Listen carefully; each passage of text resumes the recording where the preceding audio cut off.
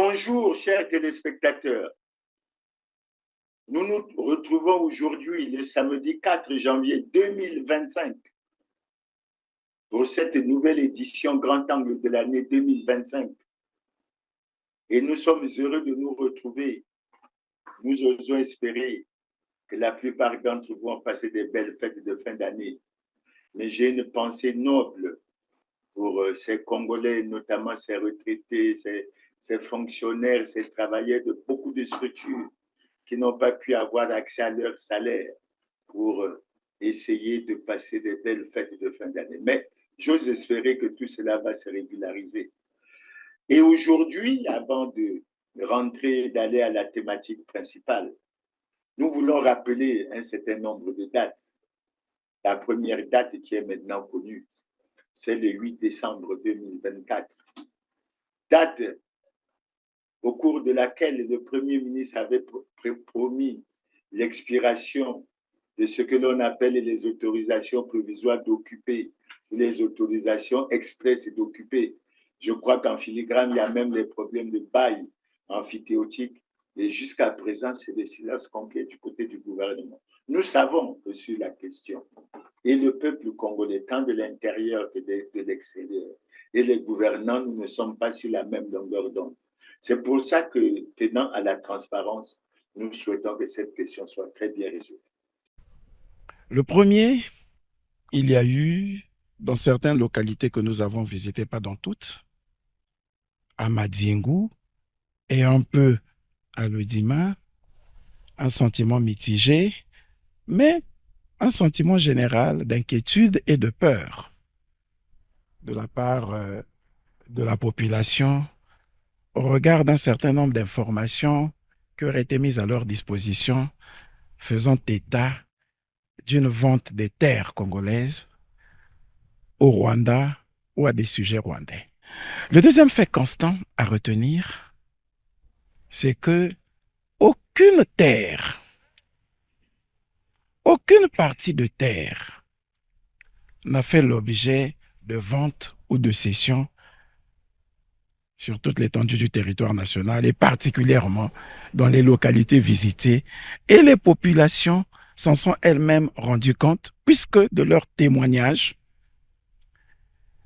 nous avons tous suivi que les populations n'ont reçu sur leur terre aucune délégation rwandaise. Le troisième fait constant à retenir, c'est que les localités que nous avons visitées ont fait l'objet d'autorisation provisoire d'occuper ou d'autorisation express d'occuper s'agissant de la localité de Massangi Ayama. Et malgré ces autorisations provisoires ou express, aucune activité n'a été entreprise pour la mise en œuvre de ces autorisations provisoires. Si jusqu'au 8 décembre 2024, date d'expiration de ces autorisations, toutes ces diligences n'ont pas été accomplies, ces autorisations seront frappées de caducité. Les textes pourraient être remis en cause, non pas par xénophobie, non pas par rwandophobie, mais simplement au regard de l'application stricte des lois que nous avons. Quatrième chose à retenir, ceux qui ont nourri ce bruit de vente de terre sont bien convaincus que c'est faux parce qu'ils n'ont aucun document faisant état d'une cession. Les intellectuels, les politiques qui se sont lancés dans ce débat l'ont fait, et je peux me permettre de dire, à des fins purement politiciennes, parce que, ayant certainement voulu susciter la réaction des populations. La cinquième et dernière chose, c'est que, après tout cela, nous nous rendons compte que nous avons passé du temps à débattre d'un problème qui n'existe pas au final, qui n'existe pas. Ce qui m'amène à nous faire, à nous tous, la leçon suivante pour conclure. Assurons-nous d'abord du fait avant de nous inquiéter des effets ou de spéculer sur la cause. Cette démarche prudente nous permet d'éviter d'être ridicules, à trouver des explications sur une cause, à anticiper sur des conséquences d'un fait imaginaire, d'un fait qui n'existe pas. Et je crois que les élites, les intellectuels que nous sommes, devons savoir en tirer les leçons. Ce que nous venons de vivre avec cet épisode de l'affaire rwandaise, qui me semble finalement un faux débat, et si tant est que c'était un débat, fût-il vrai ou faux, il me semble être aujourd'hui un débat clos. Bonjour et bienvenue à la grande édition de la télévision. Nous sommes le 30 mars dernier. Un reportage de la télévision rwandaise crée une panique au Congo. Le Congo-Brazzaville a offert au Rwanda des terres plus grandes que la ville de Kigali pour être exploitée. Les journalistes racontent comment les Rwandais vont prendre possession et exploiter des terres au Congo pour leurs activités agricoles. Deux terrains qui appartiennent désormais au Rwanda avec une superficie combinée de 980 km². Nous avons fait une étude de faisabilité et ce projet est désormais en cours. Mais il ne fait aucun doute que le marché est une véritable potentialité. Des terres offertes au Rwanda, l'affaire fait grand bruit, inquiète fortement les populations, notamment celles des départements cités, Poul, Bwenza, Kwilu, Nyari. Tout démarre d'un rapprochement entre Congo et Rwanda avec ces rencontres entre les présidents Sassou et Kagame en 2022. Des accords cadres sont signés, tels que celui-ci. Il prévoit la possibilité de réaliser des contrats entre les deux pays. Celui-ci a été signé entre les deux ministres de la coopération internationale. L'exploitation de terres serait donc le premier cas concret. Scandale sur place, les agriculteurs locaux ne veulent pas céder leurs parcelles au Rwanda. Nous ne sommes pas satisfaits. Si cette compagnie qui a envie de venir, c'est une compagnie rwandaise, pourquoi? Si c'est une compagnie rwandaise, on ne peut pas accepter. Ça, c'est le premier point. Le deuxième point, nous nous rappelons de cette date du 28 novembre 2024, date au cours de laquelle, dans son message sur l'état de la nation de l'année 2024, le chef de l'État s'est appesanti sur la lutte contre les antivaleurs. Et il a informé les Congolais et l'opinion internationale sur les faits qu'au niveau des bourses, au lieu des 3 milliards nécessaires pour payer les bourses, les sommes exigées étaient de 9 milliards. Et il s'est posé la question de savoir si les 6 milliards se dissipaient sans jamais laisser de traces. Et les Congolais ont réagi. Pour la plupart des Congolais ont estimé qu'il s'agissait là d'un nouveau crime, je dirais même scandaleux crime économique et financier, qui ne pouvait pas demeurer impuni.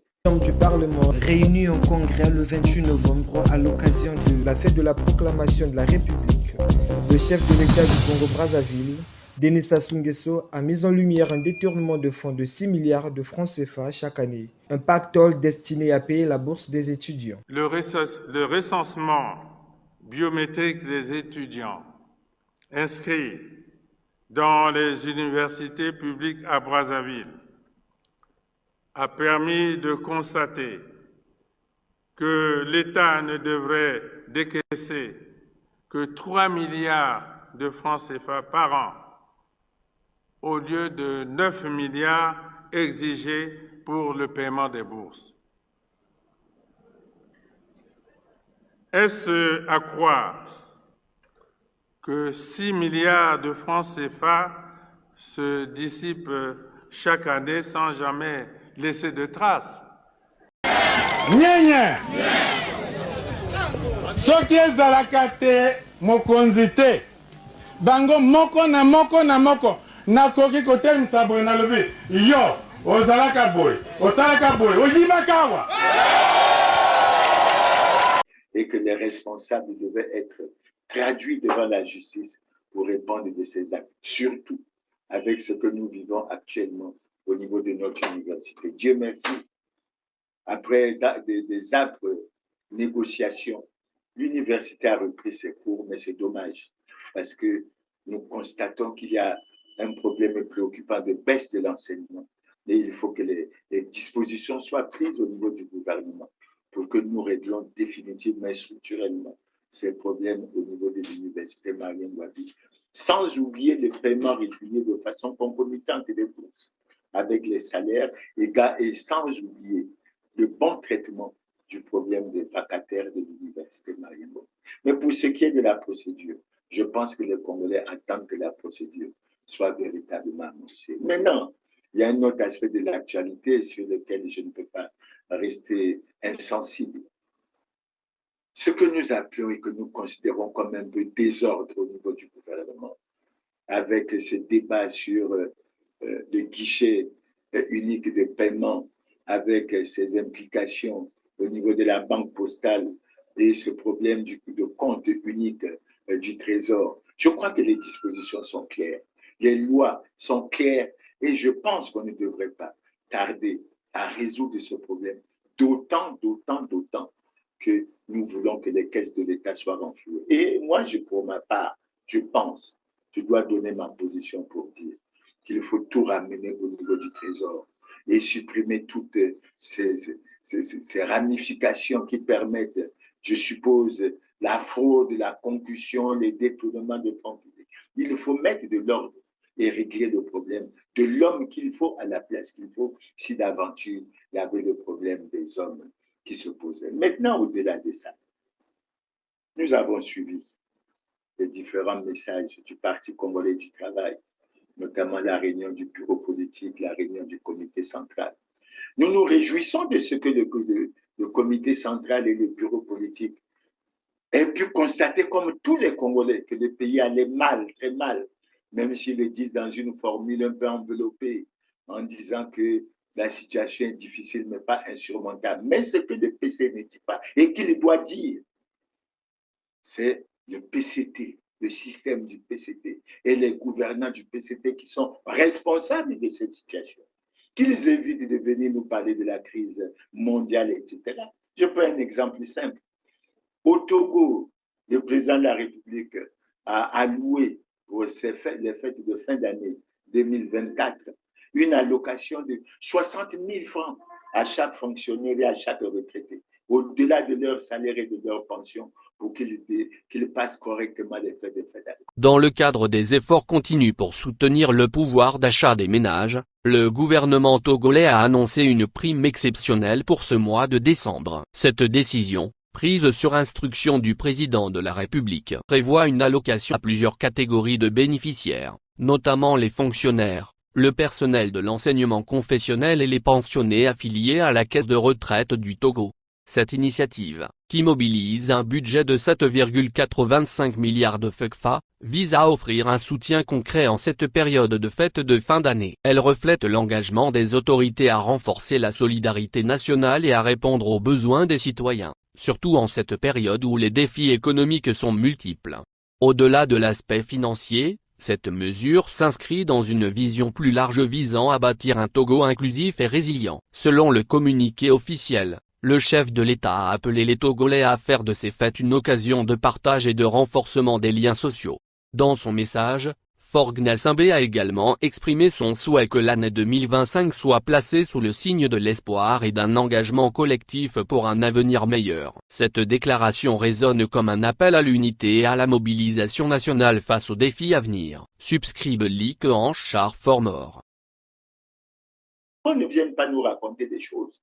Surtout que nous savons qu'en ce qui concerne le Congo, le système du PCT et du président Denis Sassou Nguesso a choisi de protéger les responsables des scandaleux crimes économiques et financiers qui ont plongé le pays dans cette crise. Les gouvernants se refusent à aller à la réduction du train de vie de l'État.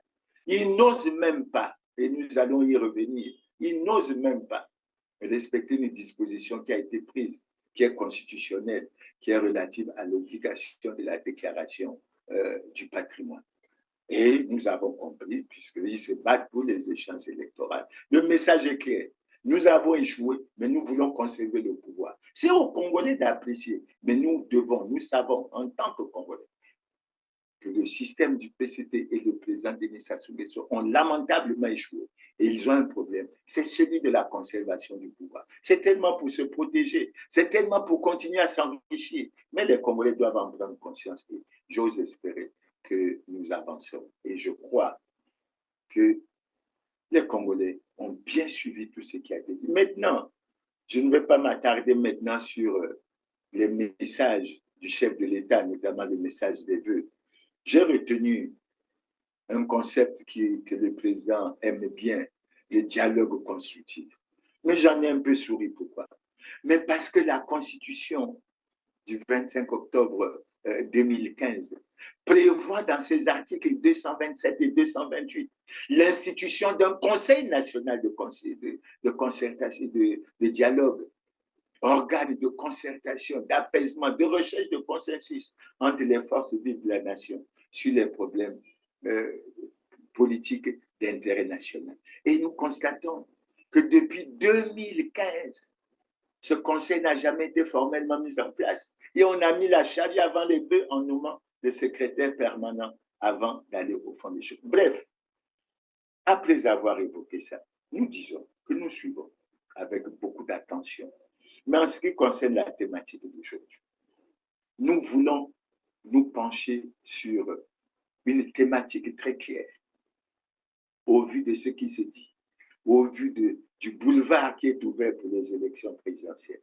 Nous voulons dire non pour un nouveau coup de force électoral, non pour un nouveau coup d'État constitutionnel. Nous n'en voulons pas. Nous sommes extrêmement préoccupés là-dessus. C'est pour ça que pour rentrer dans le vif de ce sujet, je vais dire que nous sommes pratiquement aujourd'hui, à près de 467 jours de la fin du mandat en cours, qui devrait se terminer le 16 avril 2026.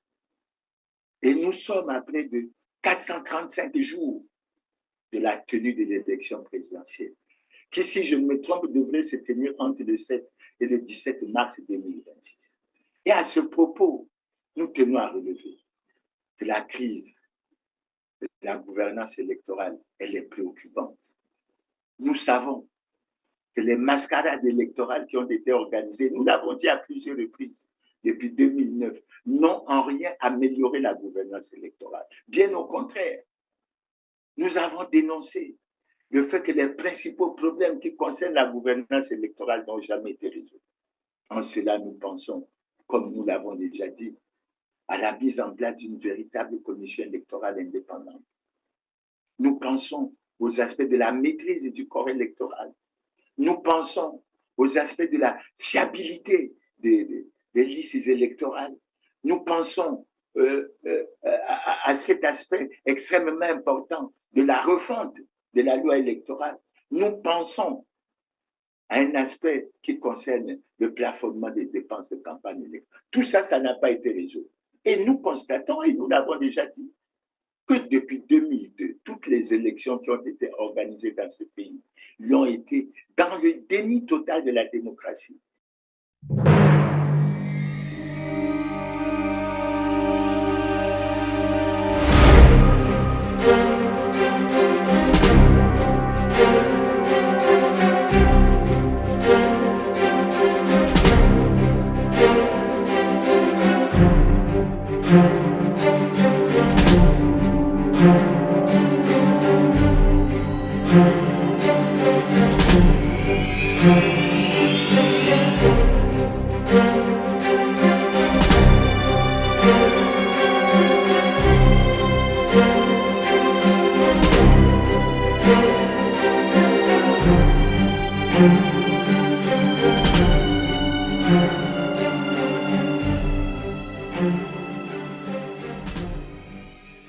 Et dans l'irrespect total des lois et règlements de la République. Et nous allons y venir.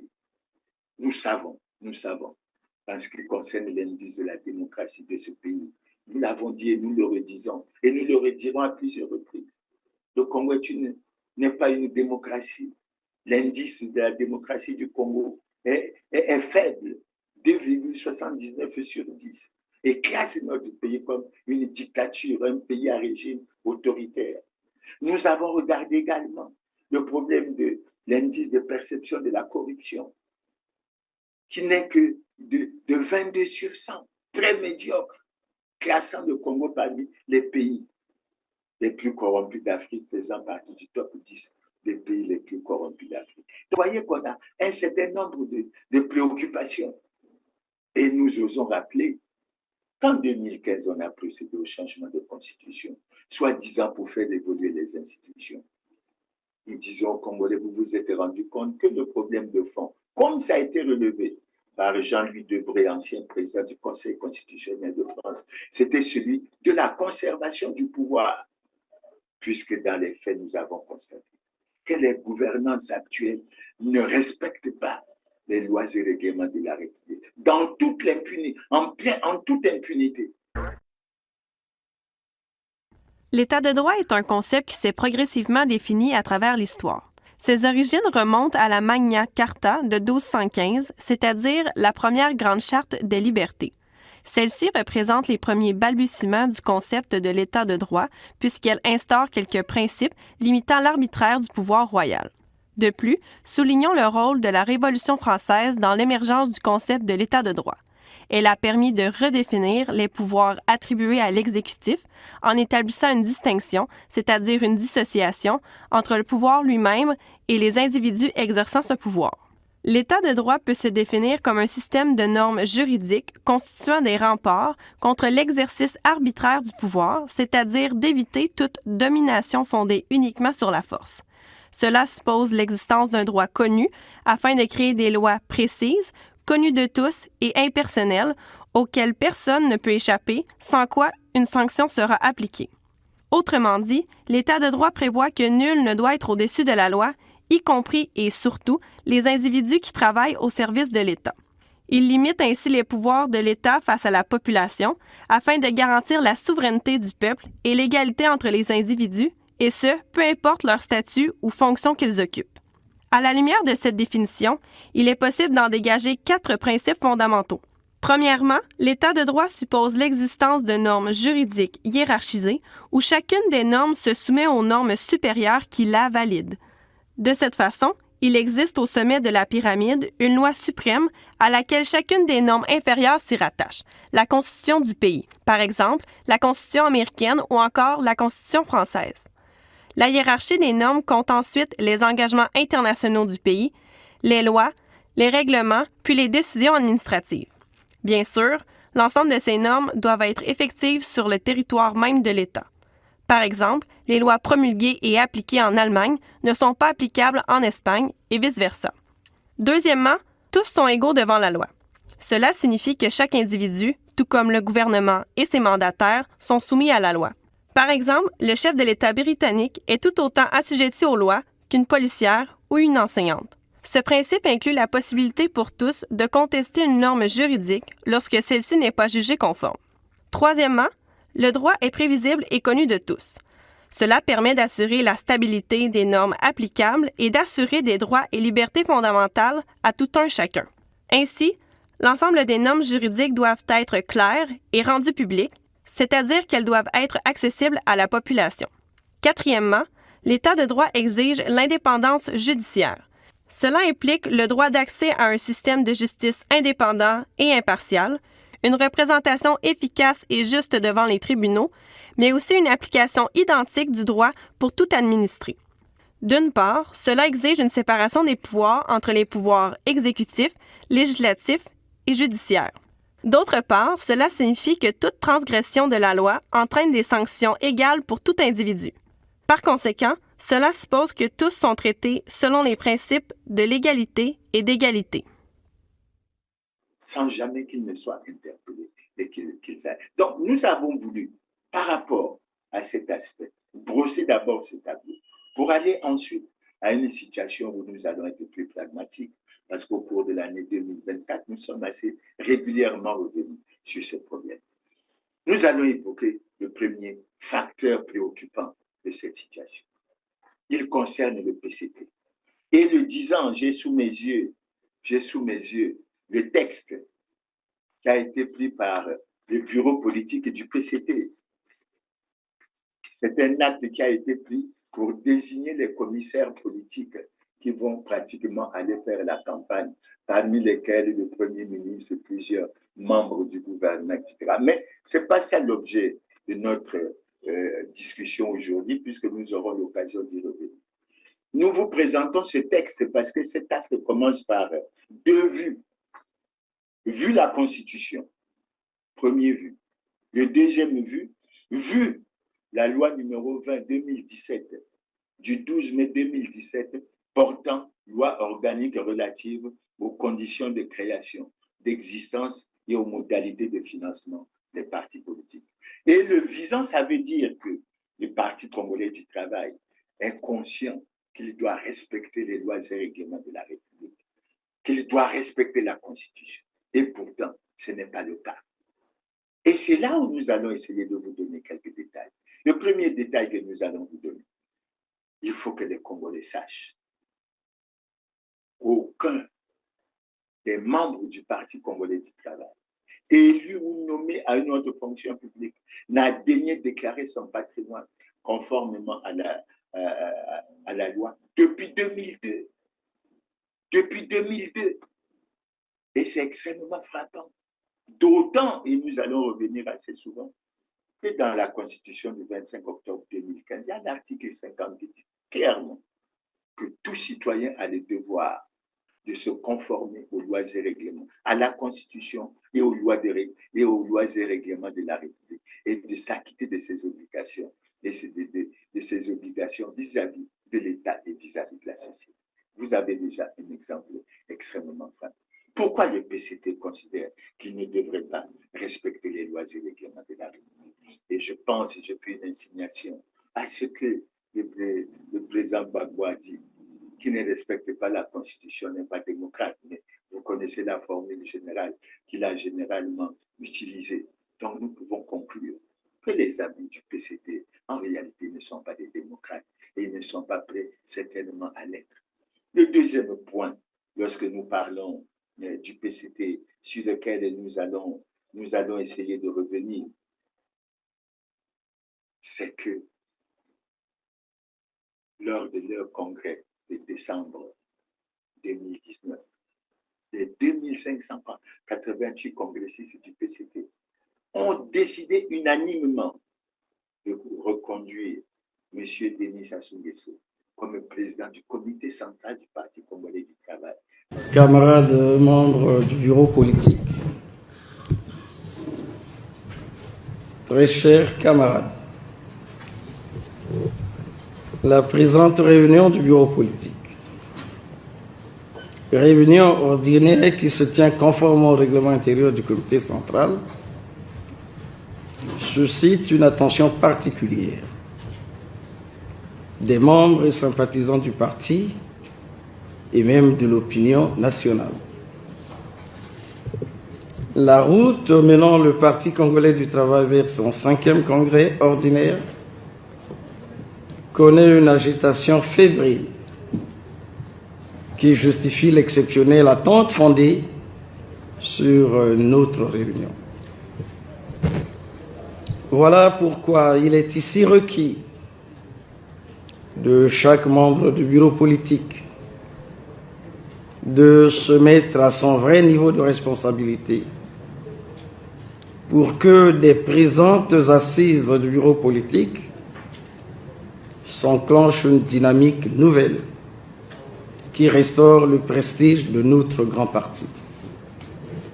Nous devons aller au Congrès dans la discipline, l'unité et la cohésion, tous préoccupés par la détermination à faire du Congrès du 50e du Parti congolais du travail un grand rendez-vous qui conforte le rassemblement et la mobilisation des forces autour du camarade président Denis Sassou Nguesso, président du comité central pour de grands combats à venir. Donnons tous la priorité au parti. Taisons tous nos contradictions qui ne demeurent que des contradictions secondaires pour privilégier l'essentiel que personne ne doit se permettre de mettre en péril. Bon travail à tous. Je déclare ouvert les travaux de la 17e réunion ordinaire du bureau politique du comité central du Parti congolais du travail. Gloire immortelle au camarade Marion Gwabi, vive le camarade président Denis Sassou Nguesso, vive le Parti congolais du travail, tout pour le peuple, rien que pour le peuple. Je vous remercie. C'est-à-dire en fait président du Parti congolais du travail. Et figurez-vous bien, en violation flagrante de la linéa 2 de l'article 80 de la Constitution, qui dit clairement que le mandat de président de la République est incompatible avec toute responsabilité au sein d'un parti politique. Quelle audace! D'autant que l'on sait que parmi les 2588 congressistes, il y a l'ancien secrétaire général du PCT qui n'est rien d'autre que le président du Sénat. Il y a l'actuel secrétaire général du PCT. Il y a le président de l'Assemblée nationale. Il y a le Premier ministre. Il y a le ministre de l'Intérieur qui est chargé de suivre et de gérer la situation des partis. Et il y a le ministre de la Justice et plusieurs autres personnalités. Vous voyez bien qu'on est dans un cas de figure. Et j'ai suivi encore les travaux du dernier comité central qui vient d'avoir lieu. Et j'ai écouté comment il reprenait à chaque fois. Il parlait du président du comité central du Parti congolais du travail, tout en sachant qu'ils sont en train de violer la loi. Et ce n'est pas du tout sérieux. Mais l'autre aspect concernant le PCT que nous allons évoquer, c'est celui de l'article 26 de la loi qu'ils ont eux-mêmes visée, la loi 20-2017 du 12 mai 2017 relative aux partis politiques. Cet article dit clairement que tous les partis ont le devoir de se conformer à la Constitution. Donc, en reconduisant M. Denis Sassou Nguesso comme président du comité central du Parti congolais du travail, le PCT a violé la Constitution une nouvelle fois. Et comment on peut se l'expliquer? Après avoir violé la Constitution, qu'est-ce qui devait se passer? Le ministre de l'Intérieur, conformément à l'article 31 de cette même loi, devait suspendre le PCT, devait fermer leurs locaux. Et cela n'a pas été fait pour cause, évidemment. Le ministre de l'Intérieur est membre du bureau politique du Parti congolais du travail. Le président de la République est président du Parti congolais du travail. Et on se retrouve dans une situation où il ne se considère pas comme devant respecter la loi. Et il pense certainement que c'est la loi qui doit s'imposer à eux. Et c'est une situation extrêmement grave. Mais nous y reviendrons ce soir. Donc, nous revenons en rappelant ça, pour que les Congolais comprennent clairement que le PCT, grand et glorieux parti à la tête de ce pays depuis 40 ans, n'est pas en conformité avec la loi. Cela est-il normal? Et on ne peut pas être surpris de ce qui se passe par la suite. Le deuxième facteur sur lequel nous allons insister sur ce thème, c'est celui du président de la République. Le président de la République, Denis Sassou Nguesso, est en situation délicate et manifeste d'incompatibilité constitutionnelle. Assez souvent, on nous reproche de le dire, mais ce n'est pas un manque de respect, ce n'est que la lecture de la Constitution que nous avons nous-mêmes adoptée. Constitution du 25 octobre 2015, à laquelle nous avons abouti après que le président Denis Sassou Nguesso ait écrit en septembre et adressé en septembre 2015 une lettre à la Cour suprême pour demander s'il lui était possible d'agir pour changer la Constitution. Et vous savez bien que beaucoup de Congolais n'étaient pas favorables. Mais enfin, cela s'est fait. Donc aujourd'hui, nous constatons que depuis 2002, le président Sassou n'a pas déclaré son patrimoine. Mais ce n'est pas le seul aspect. Le deuxième aspect que nous avons évoqué au niveau du Parti congolais du travail. Le président de la République est président du Parti congolais du travail, en violation flagrante de la Constitution. Mais il y a d'autres aspects que nous pouvons soulever. L'autre aspect que nous soulevons et sur lequel nous sommes régulièrement revenus. Le président de la République a prêté le serment de respecter et de faire respecter la Constitution, d'une part, de garantir la paix et la justice à tous. Au niveau de la paix et de la justice, nous sommes souvent revenus Parce que nous avons considéré que la justice fonctionnait à deux vitesses, qu'elle s'acharnait beaucoup sur les opposants et laissait libres, sans être inquiétés, les responsables des scandales de crimes économiques et financiers. Et sur ce sujet, nous n'avons de cesse de dire aux Congolais que les gouvernants congolais ont choisi, ont fait le choix de protéger les responsables des scandales de crimes économiques et financiers. La situation que nous vivons n'est rien d'autre que la conséquence. Mais ce sont ces responsables des scandales de crimes économiques et financiers qui ont plongé le pays dans le chaos actuel, dans ce que certains appellent la ruine, qui ont mis le pays en péril. Et le faisant, ils ont mis les Congolais dans la misère et dans la souffrance. En gros, on peut s'arrêter là, mais en gros, ça illustre quoi? Ça illustre que le président de la République n'a pas respecté le serment qu'il a prêté, d'une part de respecter et de faire respecter la Constitution, et d'autre part de garantir la paix et la justice à tous. Et c'est véritablement regrettable. Maintenant, le deuxième facteur vers lequel nous allons nous tourner, c'est la situation du ministre de l'Intérieur, qui est chargé de suivre et de gérer la vie des partis. Et à ce titre, nous pouvons relever que le ministre de l'Intérieur a organisé depuis plus de 10 ans des mascarades de concertation politique qui n'ont en rien amélioré la gouvernance électorale.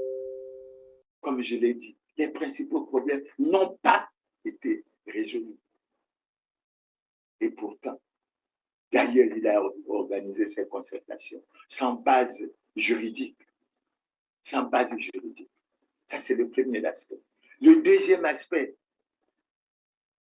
le ministre de l'Intérieur, sinon le ministère de l'Intérieur, a pris des textes, à l'instar de l'arrêté 13 205 du 21 octobre 2020, par lesquels ils ont déclaré le Parti congolais du travail qui n'est pas conforme à la loi, conforme à la loi. Ce que nous considérons comme de la tricherie, ce que nous considérons comme de la fraude, ce que nous considérons comme du faux et de l'usage du faux. Et vous voyez bien que le Parti congolais du travail, qui se présente comme grand et glorieux parti, n'est pas en conformité avec la loi, mais bénéficie de la complicité des gouvernants, parmi lesquels est le ministre de l'Intérieur. Et je pense que sur cet aspect, une enquête devrait être menée pour que les responsabilités soient établies. Parce que ça ne peut pas rester silencieux et ça ne peut pas durer pendant autant d'années. Ce n'est pas du tout normal. Ce n'est pas du tout normal. Et nous rapprochons de ça. Le ministre de l'Intérieur a une responsabilité, puisque l'article 31 de la loi numéro 20-2017 du 12 mai 2017 relative aux partis politiques dit clairement qu'en cas de violation des lois et règlements de la République par un parti ou par un groupement de partis politiques ou de troubles à l'ordre public, le ministre de l'administration chargé de l'administration du territoire suspend ce parti et procède à la fermeture de ces bureaux.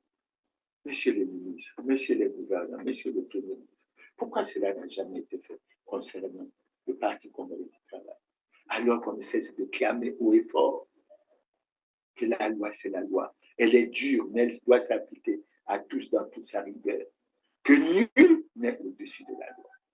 Et vous voyez que lorsque aujourd'hui on parle de la crise, on met l'accent particulier sur la crise économique, financière et sociale. Mais vous voyez bien que sur les aspects politiques et sur les aspects électoraux, mais nous connaissons bien de très graves problèmes qui devraient être pris en ligne de compte. Donc nous constatons le refus du ministre de l'Intérieur d'appliquer la loi, certainement parce qu'il est membre du bureau politique du Parti congolais du travail. Ça veut dire tout simplement que nous notons le manque de neutralité de notre administration, le côté partisan qui fait dire franchement qu'il est difficile dans notre pays, si c'est le même système qui persiste, qui perdure, que l'on puisse organiser une élection libre, démocratique, transparente et crédible. Et tout le système a été mis en place. C'est ce que les Congolais doivent comprendre. Tout le système a été mis en place en vue de la conservation, du pouvoir. Et je déduis, et je vais terminer sur un autre commentaire là-dessus. Mais c'est l'incapacité du ministère de l'Intérieur à mettre en application les recommandations qui ont été retenues par ces mascarades de concertation politique. Et nous en sommes là. Le cas le plus flagrant, je crois que ça sera la biométrie, on en parle depuis plusieurs années. Je peux parler d'une recommandation qui a été faite en 2011 à Evo sur la nécessité d'inscrire les opérations, la nécessité, l'obligation par le gouvernement d'inscrire les opérations préélectorales et électorales dans un timing précis pour éviter la précipitation. Mais bientôt 5 ans vont s'écouler au niveau de la gouvernance électorale. On ne sent véritablement pas la prise en charge d'un certain nombre de questions. Maintenant, nous allons rebondir sur un autre problème. C'est les recours qui sont liés à ces aspects. S'agissant des recours qui sont liés à ces aspects, nous avons un premier recours qui a été introduit par un citoyen en juin 2020, relatif justement à l'inconstitutionnalité de l'élection qui avait permis au Parti congolais du travail, lors de son congrès, de reconduire M. Denis Sassou Nguesso comme président du Parti congolais du travail. Nous reviendrons plus tard en détail sur ces recours. Aujourd'hui, ce que nous pouvons dire, c'est que la Cour suprême a pris une décision. Et à travers cette décision, elle s'est déclarée incompétente. Et se déclarant incompétente, elle a choisi d'en faire une notification au président de la République, au président du Sénat, au président de l'Assemblée nationale, au premier ministre chef du gouvernement, au ministre de l'Intérieur, au ministre de la Justice. Donc, vous voyez bien que toutes ces personnalités sont bien au courant, ne serait-ce que par la démarche de la Cour constitutionnelle, que depuis 2020, le Parti congolais du travail n'est pas en conformité avec la loi et que le président de la République est président du Parti congolais du travail. Depuis 2020, rien n'a été fait pour modifier et changer les choses. Quelle est notre situation aujourd'hui? Le deuxième recours auquel nous allons faire allusion, c'est un autre recours qui a été introduit par un citoyen en 2022. Ce recours est relatif à l'article 6 de la loi relative à l'obligation de déclaration de patrimoine par tout citoyen élu ou nommé à notre fonction publique. Parce qu'en réalité, depuis 2002, aucun gouvernant, aucun acteur politique, aucun responsable administratif n'a déclaré son patrimoine conformément à la loi, comme l'exige la Constitution. Alors, la Constitution, c'est l'acte juridique suprême d'un État. C'est clairement le texte suprême qui se trouve tout en haut de la hiérarchie des normes. Et d'ailleurs, l'ensemble des règles d'un État doivent lui être conformes. Que contient donc la Constitution? Dans une Constitution, on trouve principalement deux types de règles. On trouve tout d'abord les règles qui déterminent la forme de l'État, qui déterminent l'organisation des pouvoirs publics, qui déterminent les conditions d'exercice du pouvoir. Concrètement, la Constitution prévoit ainsi l'organisation politique, en quelque sorte, du pays. Elle précise aussi quel est le rôle et les missions de chacun des organes d'un État. Par exemple, c'est la Constitution qui précise que la France est une république laïque, indivisible, etc., qu'elle est dirigée par un président de la République élu pour 5 ans au suffrage universel direct. C'est aussi la Constitution qui indique que la loi est adoptée par le Parlement selon telle procédure. La Constitution nous informe de quoi est composé le Parlement, en l'occurrence de l'Assemblée nationale et du Sénat. Elle précise par exemple comment sont élus les députés et les sénateurs. Elle parle également des pouvoirs du Parlement, du Premier ministre, etc. En bref, la Constitution fixe les règles d'organisation du pouvoir dans un État. C'est donc le premier type de règles que l'on peut trouver dans une Constitution. Ensuite, le deuxième type de règles que l'on trouve dans une Constitution, ce sont les règles relatives à la protection des droits fondamentaux des individus. En France, c'est la Constitution du 4 octobre 1958 qui fixe les règles d'exercice du pouvoir sous la Ve République. Alors, cette constitution de 1958 comporte un préambule, une sorte d'introduction, et 89 articles. Dans ces articles, on trouve toutes les règles sur l'organisation et le fonctionnement des pouvoirs publics. Les pouvoirs publics, qui c'est le président de la République, le Premier ministre, le Parlement, etc., le gouvernement, etc. Mais dans le texte même de la Constitution, on ne trouve pas de protection à proprement parler des droits fondamentaux. Et c'est la raison pour laquelle d'autres textes fondamentaux, qui protègent, eux, les droits fondamentaux, ont acquis une valeur constitutionnelle grâce à la jurisprudence du Conseil constitutionnel. C'est notamment le cas de la Déclaration des droits de l'homme et du citoyen de 1789, qui consacre certains droits fondamentaux comme la liberté d'expression, le droit de propriété, etc. C'est aussi le cas du préambule de la Constitution de 1946, qui a été intégré par le Conseil constitutionnel, le bloc de constitutionnalité, et donc ce préambule de 46, de la Constitution de 46, eh bien, consacre certains droits sociaux, comme par exemple le droit de grève. Tout cela forme ainsi ce que l'on appelle le bloc de constitutionnalité. Et pour assurer le respect donc de la Constitution, de ce bloc de constitutionnalité, un contrôle est effectué par un organe particulier, le Conseil constitutionnel. Et ce contrôle est appelé donc assez facilement, assez simplement, le contrôle de constitutionnalité. Cependant est vrai le fait que jamais je ne pourrais accepter que la Constitution soit violée.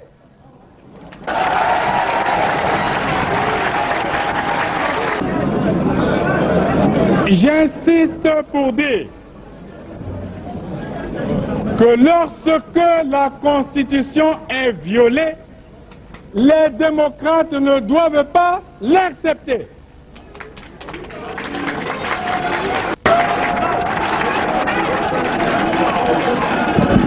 Jamais, jamais, jamais nous n'accepterons qu'un gouvernement censuré organise les élections dans un pays.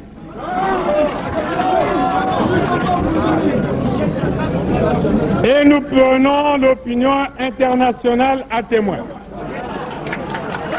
Jamais, jamais nous n'accepterons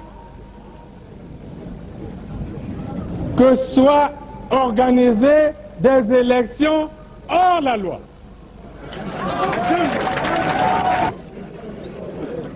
Là aussi, nous prenons l'opinion internationale à témoin.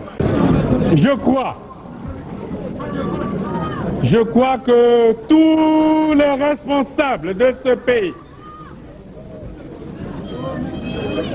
doivent penser aux intérêts du peuple, à la paix et à l'unité nationale. Partout ailleurs en Afrique où les dirigeants se sont permis de méprise sur ces questions, ces dirigeants ont plongé leur peuple dans les drames que nous connaissons. Je lance un appel à tous les dirigeants de ce pays, au président de la République, pour que la paix et l'unité nationale ne soient pas mises en danger. Je lance un appel au président de la République pour que nous sauvions la Constitution, pour que nous sauvions la démocratie et pour que nous sauvions la paix. Et pour moi, c'est un principe cardinal, le respect de la parole donnée. Le président Lissouba est en fin de mandat. Les élections présidentielles qui devaient avoir lieu pour le premier tour le 27 juillet dernier n'ont pas eu lieu. Donc, nous allons vers la fin du mandat du président Lissouba sans élection, et il est en fin de mandat. L'espèce de conseil constitutionnel qu'ils ont mis en place à la hâte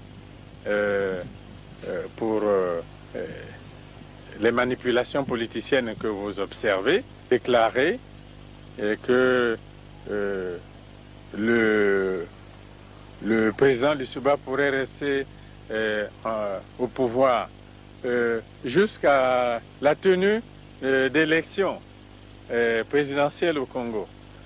Et puis, un conseil constitutionnel qu'on a formé, on sait comment, s'est retrouvé un jour dans une chambre avec 18 députés et sénateurs sur les 200 que compte le Parlement pour se faire une investiture et puis ensuite pour recevoir les requêtes du pouvoir et perpétrer ce que j'appelle un coup d'État constitutionnel. L'avis du Conseil constitutionnel, c'est un coup d'État constitutionnel. Parce que vous pouvez lire toute la Constitution, les articles 69, 70 et 71 en question. On n'a pas besoin d'être un grand clerc pour conclure que nulle part la Constitution ne donne au Conseil constitutionnel le pouvoir de proroger le mandat du président de la République. Nulle part. Plus de 70 ans, on n'est plus éligible. À plus de 70 ans, on n'est plus éligible. La Constitution prévoit qu'à 70 ans, parce qu'il s'agit bien d'une disposition constitutionnelle. Et lorsque ce recours a été déposé, c'est le constat que la Cour suprême a fait. Et faisant ce constat, elle a souhaité, en fait, que cette loi puisse être amendée. Et depuis qu'on a mené cette démarche, on n'entend plus parler de déclaration de patrimoine. Donc les gouvernants, ils sont là. Ils sont satisfaits.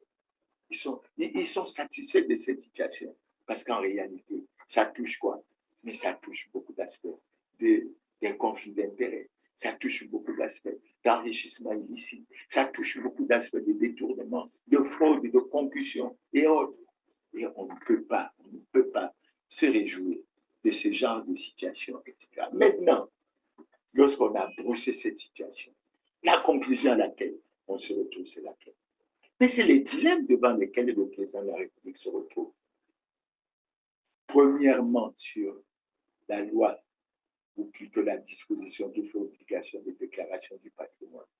1, le président n'a pas déclaré son patrimoine. 2, il n'a pas pris les dispositions pour faire respecter cette disposition pour que tous les citoyens élus nommés à une fonction publique puissent déclarer leur patrimoine. Donc, c'est un premier constat que nous faisons et je pense que c'est extrêmement préoccupant.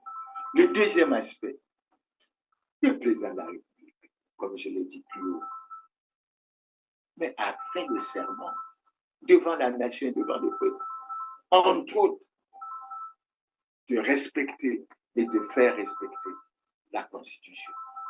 Et ensuite, d'autre part, de garantir la paix et la justice à tous. Mais nous constatons déjà avec les éléments que nous avons que le président de la République n'a pas et ne respecte pas les serments qu'il a prêtés. Vous voyez bien qu'on se retrouve dans une situation extrêmement difficile. Non pas à un autre aspect. Le président de la République est le président du Parti communiste du travail, en violation flagrante de l'alinéa 2 de l'article 80 de la Constitution, qui dit clairement que le mandat du président de la République est incompatible avec toutes les responsabilités au sein d'un parti politique. Lorsqu'on le sait et lorsqu'on garde le silence et qu'on finit par dire que les institutions fonctionnent bien, il y a véritablement un problème. Et en ça, ce commentaire touche à la fois la présence de la République, le Sénat et l'Assemblée nationale. Comment on a pu tolérer une telle situation jusqu'aujourd'hui? L'autre aspect auquel nous pouvons faire allusion, c'est celui que nous avons évoqué très tôt. le Parti congolais du travail n'est pas en conformité avec la loi. Ça veut dire quoi? Le parti dont le président de la République est le président n'est pas en conformité avec la loi. Ce parti aurait dû être sanctionné. Le ministre de l'Intérieur s'est refusé d'appliquer la loi. Mais le président de la République a l'obligation de faire respecter la loi par rapport au serment qu'il a prêté. Et c'est pour ça que nous ajoutons nos voix à celles de ceux qui se sont régulièrement levés dans ce pays pour dire la loi est dure, mais c'est la loi. Elle doit s'appliquer, y compris au Parti congolais du travail. Pourquoi elle ne s'applique pas au Parti congolais du travail? Les gouvernants de ce pays, le président de la République peut expliquer pourquoi le Parti congolais du travail peut ne pas respecter la loi et il fait semblant, il fait apparaître aux gens que tout marche bien comme dans le meilleur des mondes. On ne peut pas l'accepter. Et à mon avis, c'est par là que nous allons tirer un peu la conclusion sur cet aspect de dilemme. Le président de la République est tenu de faire respecter la Constitution. Parce que non seulement en tant que président, il a prêté des serments conformément à l'article 77 de la Constitution, mais en plus en tant que citoyen, il est tenu de respecter l'article 50 de la Constitution, qui dit clairement que tout citoyen a le devoir de se conformer à la Constitution, aux lois et règlements de la République. Je jure solennellement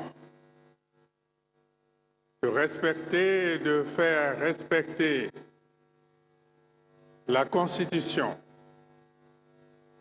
et de défendre la nation et la forme républicaine de l'État, de garantir la paix et la justice à tous.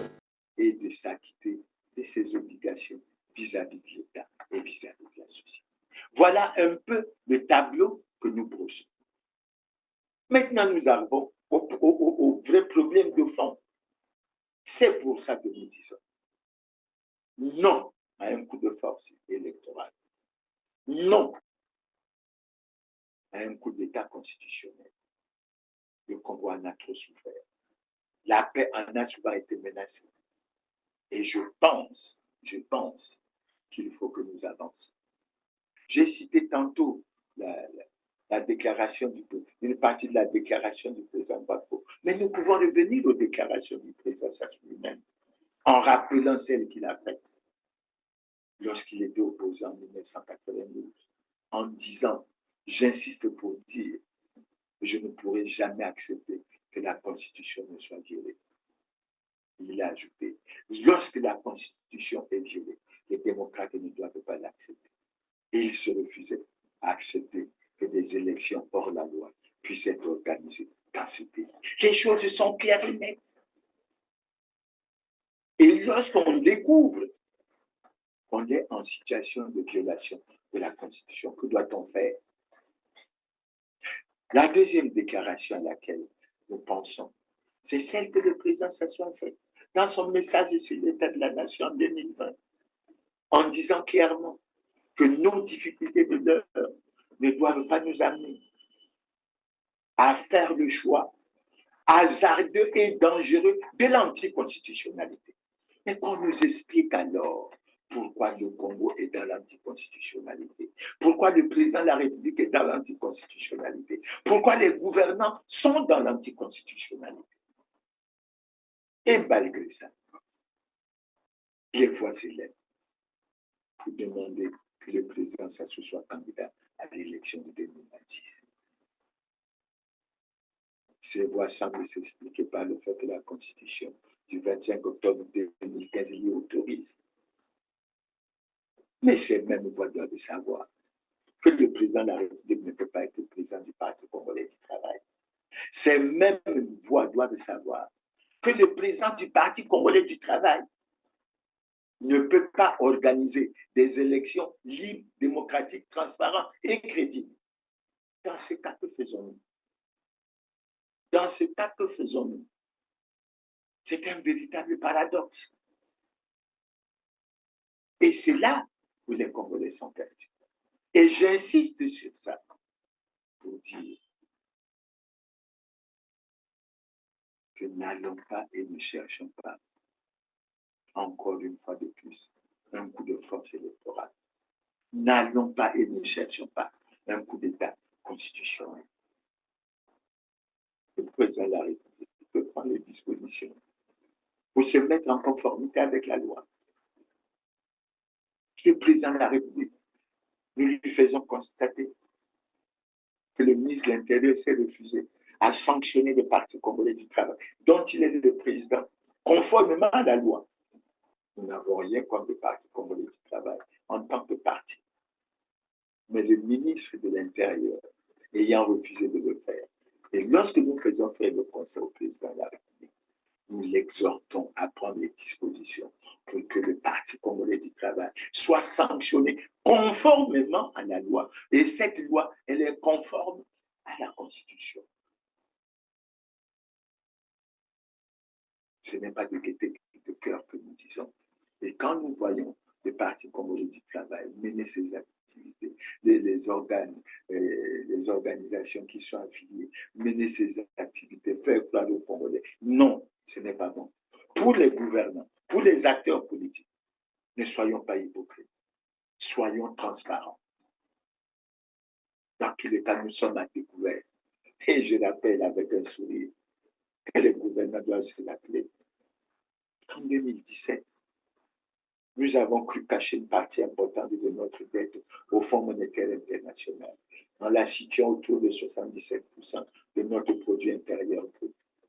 Et nous avons été rattrapés parce que le Fonds monétaire avait découvert à l'époque que notre dette n'était pas à 77% de notre produit intérieur, mais plutôt à 117-120% de notre produit intérieur. Comment voulez-vous qu'on apporte des solutions si nous-mêmes nous voulons être dans cette situation? Ensuite, un autre aspect très important, à partir du moment où le ministère de l'Intérieur et le ministre de l'Intérieur ont signé des textes à chaque fois pour faire apparaître des partis qui ne sont pas conformes à la loi, comme conformes à la loi. Nous faussons le jeu. D'ailleurs, il y a une disposition de notre loi électorale qui dit que les partis qui ne sont pas légalement établis ne devraient pas prendre part aux campagnes électorales. Là aussi, ce n'est pas l'IRSA qui le dit, c'est la loi qui le dit. Donc, nous avons fait ce tour d'horizon pour lancer ce débat. Et nous allons assez souvent revenir sur ces problèmes d'élection, puisque le boulevard est maintenant ouvert. J'ai suivi d'ailleurs les amis du PCT qui se préparent à leur congrès. Ils ont la chance, ils ne sont pas en conformité avec la loi. Et ils peuvent tenir des réunions, le préfet de Brazzaville ne dit rien, le ministre... Mais maintenant, les Congolais le savent. Et c'est comme ça qu'on cache et qu'on dissimule des crises importantes au pays. Il faut que cela soit résolu. Donc, pour venir à la conclusion, chers téléspectateurs, nous avons voulu ouvrir notre année 2025 avec ce débat sur les questions électorales. Et nous disons, la loi, c'est la loi. Elle est dure, mais elle doit s'appliquer à tous, dans toute sa rigueur. Nul n'est au-dessus de la loi. Aujourd'hui, nous savons. Et nous en sommes gênés. Le président de la République est le président du Parti congolais du travail. Mais dans la réalité, le président de la République ne peut pas être le président du Parti congolais du travail. Nous savons et nous le disons avec beaucoup de gêne. Le président de la République a violé les constitutions de janvier 2002 et la constitution du 25 octobre 2015. Je viens de vous en faire la preuve. C'est une situation qui pose des problèmes à l'ensemble du monde politique congolais. Et nous ne devrons pas rester silencieux. Comment on va aller aux élections avec ce genre de situation? Aujourd'hui, les Congolais savent que le président de la République n'a jamais déclaré son patrimoine depuis 2002. Mais c'est le président de la République qui est le garant du bon fonctionnement des institutions. La question que nous pouvons nous poser, est-ce qu'en réalité, en toute franchise, les institutions congolaises fonctionnent-elles correctement? Ne soyons pas complaisants. Ne soyons pas complaisants. La situation que le Congo connaît aujourd'hui interpelle chacun de nous pour que nous réalisons et que nous prenions conscience que le Congo est un pays en péril, le Congo est un pays en ruine. Et il faut que nous travaillions pour que nous avancions. J'ai entendu le président de la République dans son message de vœux parler de dialogue constructif.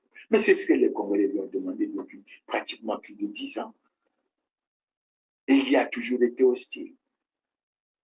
Et on a le sentiment qu'on veut aller à un dialogue que lorsqu'il y a un objectif qu'on a déjà bien préparé, qu'on veut atteindre, ce n'est pas sérieux. Les Congolais souffrent. Ils souffrent à plusieurs égards. Et il faut que les gouvernements sachent que les Congolais souffrent et qu'ils sachent que l'une de leurs missions, c'est de prendre les dispositions pour sortir le Congo et les Congolais de la situation dans laquelle ils se trouvent. Donc, chers téléspectateurs, nous voulons attirer votre attention au moment où je vois ceux qui vont parcourir le pays pour faire les campagnes électorales, ceux qui se déclarent déjà candidats à l'élection présidentielle, etc. Mais on ne peut pas aller à l'élection présidentielle si ces préalables ne sont pas résolus. Et moi, si j'avais une réponse à donner à ceux qui veulent que le président Denis Sassou Nguesso soit candidat, pour un certain nombre de raisons. Pour celles que je viens d'évoquer, je dirais que je ne souhaite pas que le président Sassou soit candidat. Je ne suis pas juriste, mais je pense que les éléments que je viens d'évoquer ne devraient pas lui permettre d'être candidat à l'élection de 2026. C'est un fait probant. L'autre fait que j'ai souvent développé, mais que je ne vais pas développer aujourd'hui, c'est que nous savons dans quelles conditions le changement de constitution s'est opéré en 2015. Et cela s'est fait en violation flagrante des dispositions de la Constitution du 20 janvier 2002, de l'acte constitutif de l'Union africaine, de la Charte africaine, de la démocratie des élections, de la gouvernance. Et je pense que ce Congo peut mieux faire pour avancer. Maintenant, l'autre aspect, mais le président de la République est tenu de sanctionner les partis congolais du travail. Et dans ma perception des choses, s'il sanctionne les partis congolais du travail, le Sénat tombe, l'Assemblée tombe. Et je rappelle au président du Sénat qui a brisé les travaux du 5e congrès ordinaire, je rappelle au président de l'Assemblée, au niveau de responsabilité où ils ont tous les deux participé à la violation de la Constitution par le Parti congolais du travail, dans le cadre de la reconduction du président de la République comme président du parti, président du comité central du Parti congolais du travail, c'est-à-dire président du Parti congolais du travail. Donc, chers téléspectateurs, c'est sur ces aspects que nous voulons introduire le débat pour cette année 2025. Nous sommes prêts à y apporter notre contribution, mais nous souhaitons que les gouvernements soient exemplaires dans l'application des lois et règlements de la République. Que les sénateurs, que les députés qui votent les lois et règlements montrent l'exemple au Congo.